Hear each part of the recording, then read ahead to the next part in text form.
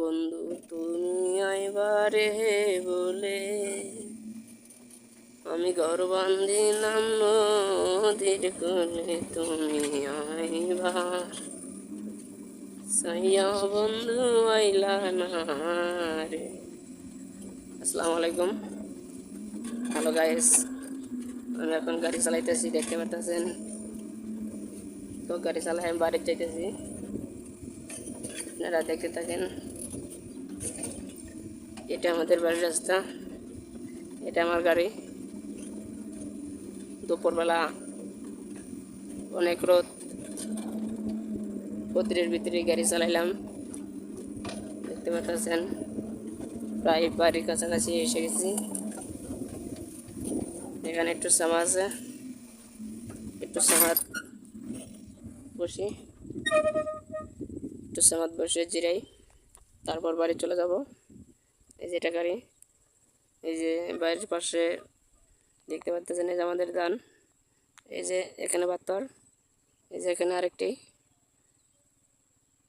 এই যে এটা আমাদের পাশের বাড়ি,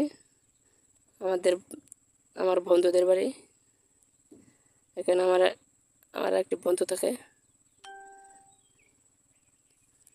দেখতে পাচ্ছেন। এই যে গ্রামের কত সুন্দর দৃশ্য, গাছপালা, রাস্তাঘাট, এই যে নলচোবা, আরও দেখতে পাচ্ছেন এই যে কাটিং ক্ষেত।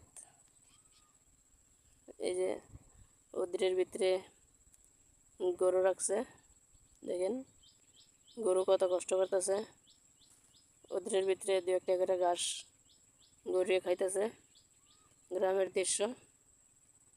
আপনারা বলতেছেন যে আমি বাইরে থেকে কোথা থেকে আও করতেছি, তো দেখেন আমাকে। এই যে আস্তে আস্তে আমাকে দেখতেছেন। এই যে আমি, সবাই ভালো থাকবেন, সুস্থ থাকবেন, আর আমার জন্য দোয়া করবেন। লাইক কমেন্ট শেয়ার অবশ্যই করবেন।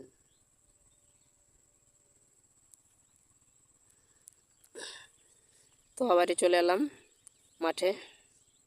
মাঠের পরিবেশ কত সুন্দর, বন্ধুরা কমেন্টে জানিয়ে যান মাঠের দৃশ্যগুলা কীরকম লাগতেছে আপনাদের। আমাদের বাড়ি বীরের একসাথেই, মানে বীর আর চরের মাঝখানে, ওই রাস্তাটার ওখানে এই এই গ্রামটি দেখতে পারতেছেন। এই গ্রামটির নাম হচ্ছে, আর না, এই গ্রামটির নাম আমি ভিডিওর মধ্যে নাই বলি। এটা চর এলাকা, বর্ষা আসলেই